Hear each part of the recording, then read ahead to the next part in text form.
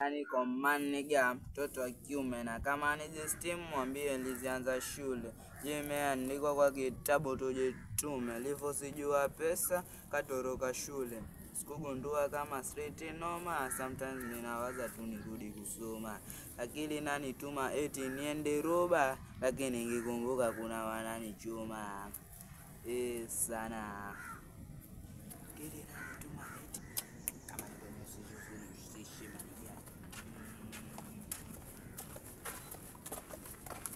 Sosete story hazina maana, sisi tusapenzi mbele zangu. Wela, vipi? Poa.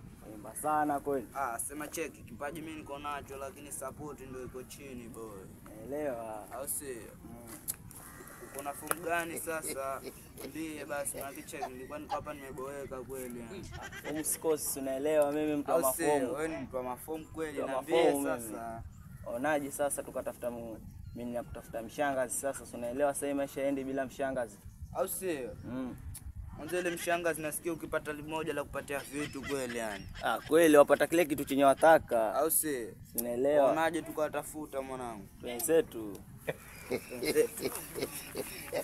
Wewe mwanangu kweli nakwambia mimi kuna boyfriend vile kula ngenda kuna mshangazi anamweka poa. Au sio? Mtoto mzuri nakwambia mwanangu. Poa anamiliki. Anamiliki poa kwani unajua yule boy pale chini. Yule jamaa kupenda kufanya nini? Mtope na kwamba anacheza nyuma. Yule basi kama mimi nampata. Sali mtoko majengo. Au sio?